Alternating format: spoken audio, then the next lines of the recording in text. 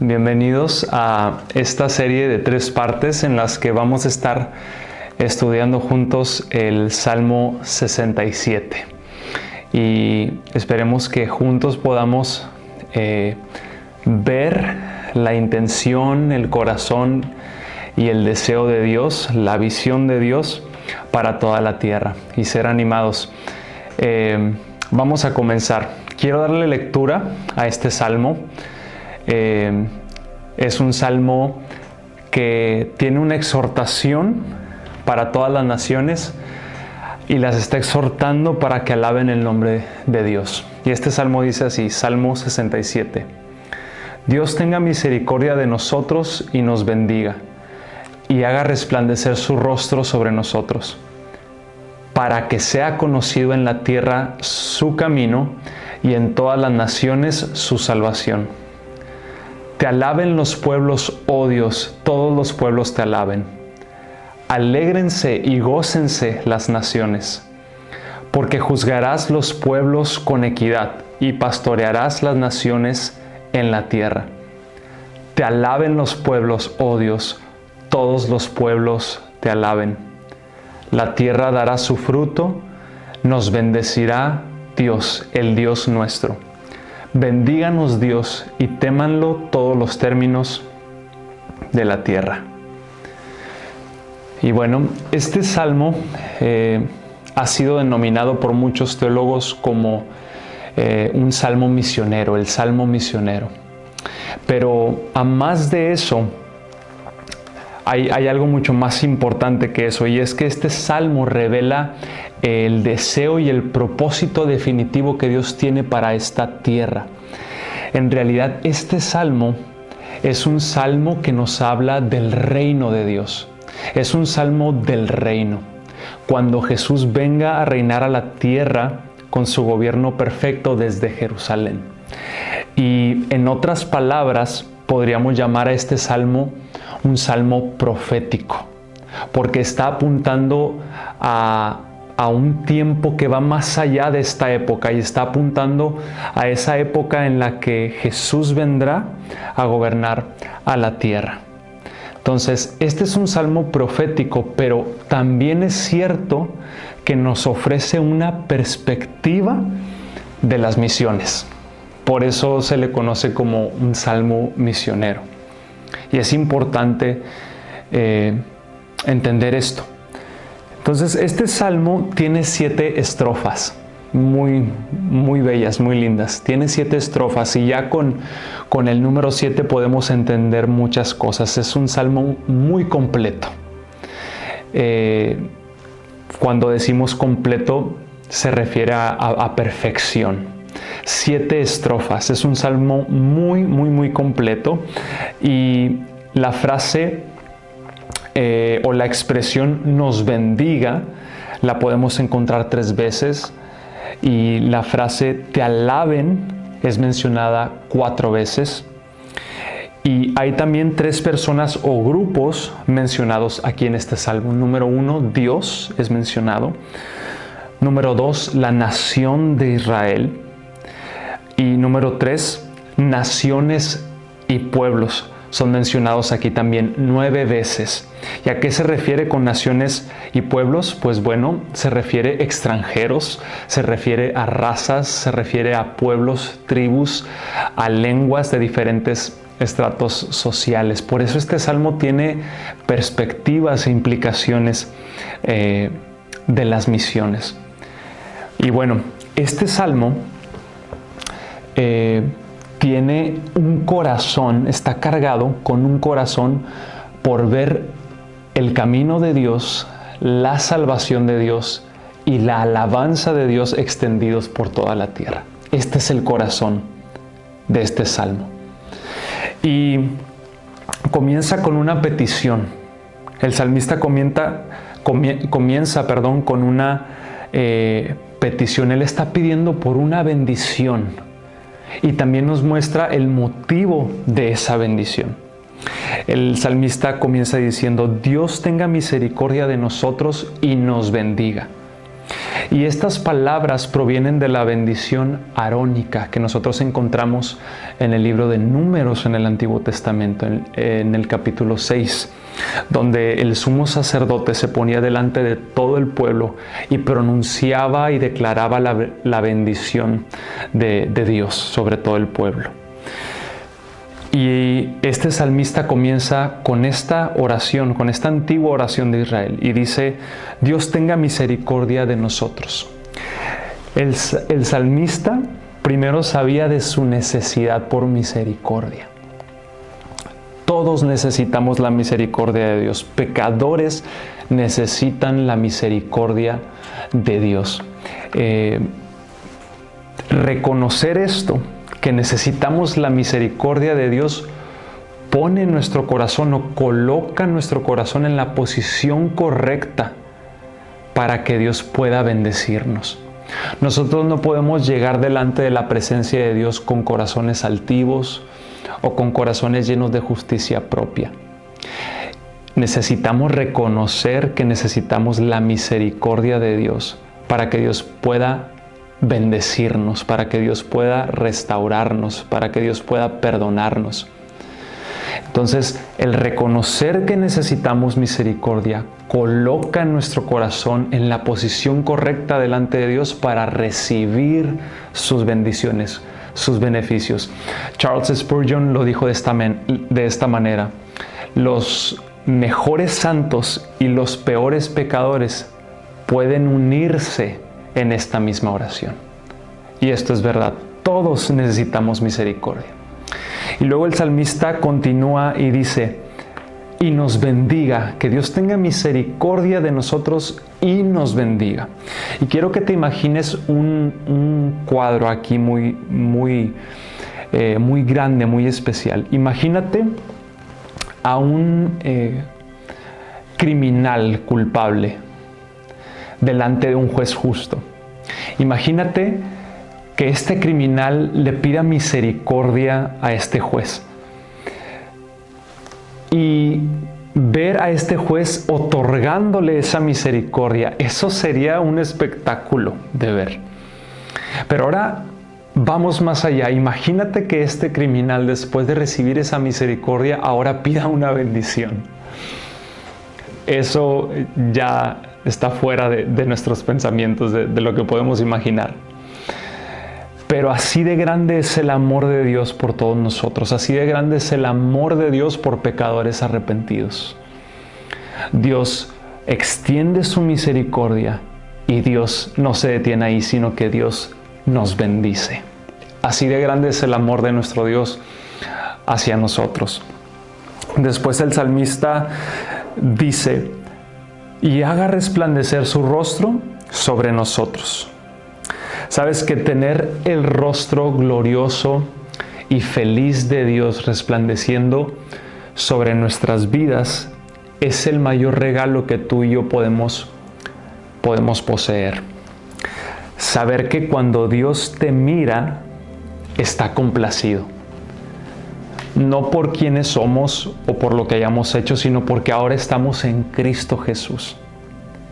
Y esto es una fuente, es la fuente de paz y de poder que nosotros podemos experimentar en nuestra vida. Es la mayor fuente de paz y de poder que nosotros podemos experimentar en nuestra vida. Un rostro resplandeciente implica el favor. Un rostro resplandeciente implica la calidez de las relaciones personales, implica amabilidad. Cuando el salmista está pidiendo que el rostro de Dios resplandezca sobre nosotros, está diciendo eso, que Dios tenga favor hacia nosotros, que Dios extienda su amabilidad, su calidez sobre nosotros. Pero también hay algo más. Que el rostro de Dios esté resplandeciendo sobre nosotros implica una mirada de aprobación de Dios hacia nosotros. Esto es muy importante. Una mirada de aprobación de Dios produce en nuestra vida una profunda y una deliciosa calma a nuestra alma. Qué hermoso es saber que Dios nos mira con aprobación. Y esto es maravilloso. Esto produce una calma inmensa en nuestra alma. Y el salmista pide por esto. Ahora veamos el motivo de la bendición. El motivo de la bendición lo podemos encontrar en el versículo 2. ¿Por qué el salmista está pidiendo esta bendición? ¿Por qué? ¿Cuál es el motivo de esta bendición? Lo podemos ver en el versículo 2. Para que sea conocido en la tierra tu camino, en todas las naciones tu salvación. Ese es el motivo de la bendición. Para eso está pidiendo la bendición el salmista. ¿Para qué? Para que sea conocido en la tierra tu camino y en todas las naciones tu salvación. Para que sea conocido en la tierra tu camino. La razón por la que el salmista pide esta gran bendición no era una razón egoísta. Esto es importante. Sino que él pide esta bendición para la gloria de Dios y también por el bien de las multitudes que estaban pereciendo.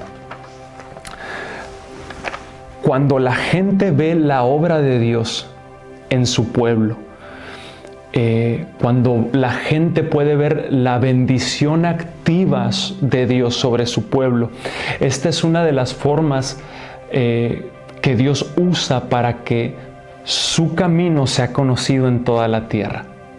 Pero cuando ocurre lo contrario, cuando parece que Dios no está presente en la Biblia, en la vida de su pueblo, cuando parece que Dios no está, que Dios está en silencio o que el pueblo de Dios está fallando en demostrar evidencias del obrar de Dios en su vida, este es un obstáculo para que sea conocido en la tierra su camino. Entonces se puede decir que el mayor obstáculo para la evangelización del mundo de hoy consiste en que la iglesia muchas veces ha fallado o hemos fallado en demostrar evidencias claras y contundentes del obrar de Dios en nuestra vida. Hemos fallado quizás en demostrar evidencias del poder salvador de Dios en nuestra vida. Cuando nosotros demostramos evidencias del poder salvador de Dios en nuestra vida, eso es lo que Dios usa para mostrar en la tierra su camino. Es importante que demos evidencias de lo que Dios está haciendo en nuestra vida, de la bendición activa de Dios sobre nuestra vida, del poder salvador de Dios en nuestra vida. El salmista dice, tu camino. Que sea conocido en la tierra tu camino. Tu camino. Y esto nos recuerda a Mateo 28, la gran comisión. Todos lo conocemos. Jesús no les dijo a sus discípulos que simplemente fueran a evangelizar y que salvaran almas, sino que Jesús les dijo a sus discípulos, vayan a todas las naciones y hagan discípulos y enséñenles a que guarden todo lo que yo les he mandado. En otras palabras, Jesús está diciendo, enséñenles, vayan y hagan discípulos a todas las naciones y enséñenles mis caminos. Enséñenles mis caminos. Enséñenles a guardar todo lo que yo les he mandado. Y hay un pasaje que llamó mucho mi atención cuando yo veía esta palabra, tu camino. Y es el Salmo 103. Esta invitación, esta exhortación a nuestra alma a alabar, a bendecir el nombre de Dios. Todos conocemos el Salmo 103. En el versículo 7 dice algo interesante, dice que Dios notificó a Moisés sus caminos y al pueblo de Israel sus obras. A Moisés notificó sus caminos y al pueblo de Israel sus obras. Esto llamó mi atención y hay una distinción entre conocer las obras de Dios, que son maravillosas, que son extraordinarias, sus obras. Nadie puede hacerlas. No existe otro Dios que pueda hacer algo así. Las obras de Dios son maravillosas, son extraordinarias.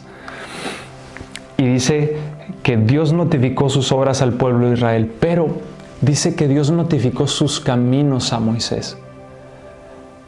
En otras palabras, esa frase, sus caminos, quiere decir que Dios notificó su plan a Moisés.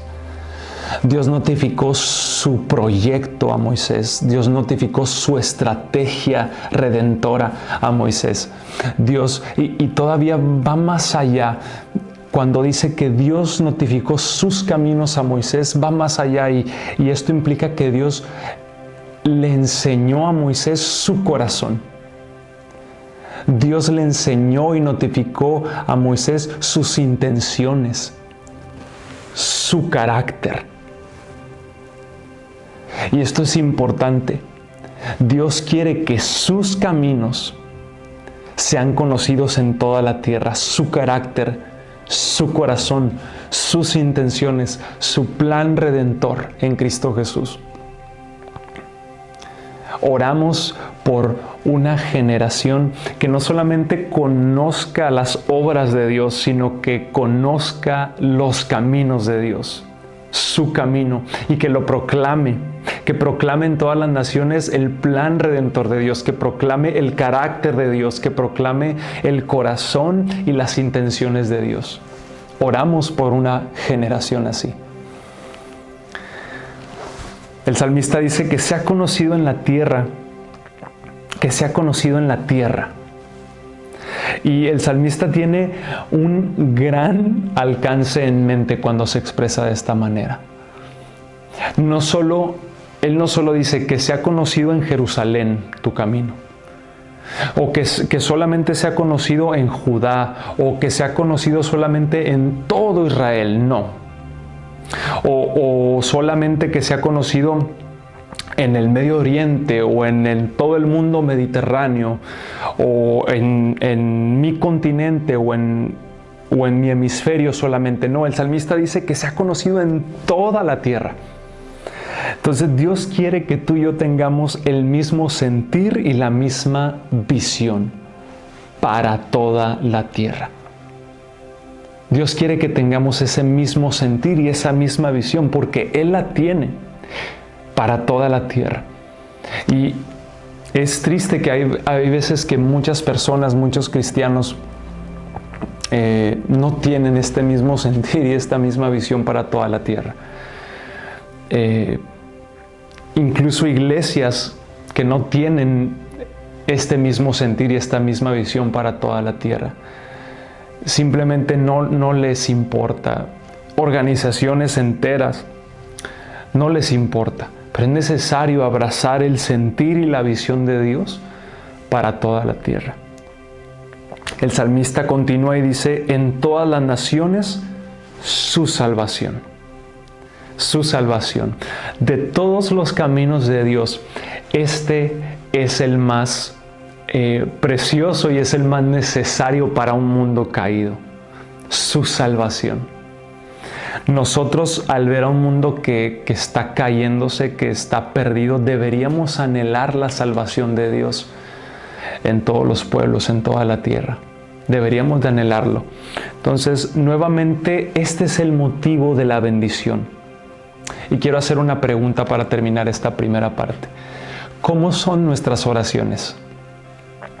¿Cómo son nuestras oraciones? Siempre que oramos, clamamos a Dios y le decimos: Dios, bendíceme, bendíceme, bendíceme, bendíceme, bendíceme. Nuestras oraciones son esencialmente egoístas. ¿Cómo estamos orando, iglesia? Nuestras oraciones se parecen al tipo de oración que haría un niño ensimismado. ¿Cómo estamos orando? Y sí, le pedimos a Dios que nos bendiga, pero no solo para nosotros mismos, sino queremos que Dios nos bendiga para que su camino sea conocido en la tierra y en todas las naciones, su salvación. Y créeme que Dios lo está logrando, y Dios lo logrará, y Dios culminará su plan redentor. Dios no va a descansar hasta que su camino sea conocido en toda la tierra. Lo podemos ver en Mateo 24. Dios no va a descansar hasta que su salvación sea conocido en toda la tierra, hasta que haya testimonio del evangelio del reino en toda la tierra. Dios lo está consiguiendo y Él lo va a cumplir, Él lo va a conseguir. Y quiero terminar con esto. Todos conocemos el evento del día del Pentecostés en Hechos 2, cuando descendió el Espíritu Santo. Todos sabemos lo que pasó ahí. Y después de Pentecostés, después de este acontecimiento del Pentecostés, la antigua oración de Israel se está cumpliendo más magníficamente de lo que ellos pudieron haberse imaginado, esos 120 que estaban ahí en el aposento. Después del día del Pentecostés, la antigua oración de Israel, esta antigua oración que acabamos de leer en el Salmo 67. ¿Cuál es esta oración? Dios tenga misericordia de nosotros y nos bendiga y haga resplandecer su rostro sobre nosotros, para que sea conocido en la tierra su camino y en todas las naciones su salvación. Esta antigua oración de Israel, después del día del Pentecostés, se está cumpliendo de una manera extraordinaria. Ahí comenzó en el Pentecostés. Ahí comenzó a extenderse el camino de Dios y la salvación de Dios en toda la tierra. Ahí comenzó con ese embrión de la iglesia que se estaba gestando, con esos 120 que estaban reunidos en el aposento alto. Ahí comenzó. Y Dios está haciendo cosa grande entre las naciones. Dios se está moviendo de maneras que no podemos imaginarnos. Dios se está glorificando en medio de los pueblos de maneras que no podemos ni siquiera comprender o imaginar. Y otra cosa es que Dios sigue enviando obreros a su mies. Dios está respondiendo las oraciones de muchos. Jesús nos invitó a orar. Jesús nos invitó y nos mandó a orar para que Dios enviara, para que el Padre enviara obreros a su mies. Y esas oraciones se están cumpliendo. Dios está enviando obreros a su mies. Obreros que quieren hacer discípulos en medio de las naciones. Obreros que quieren establecerse. Obreros que quieren establecerse y hacer discípulos. Obreros que quieren invertir 5 años, 10 años de su vida, 20, 30 años o toda una vida para el avance del reino de Dios en toda la tierra.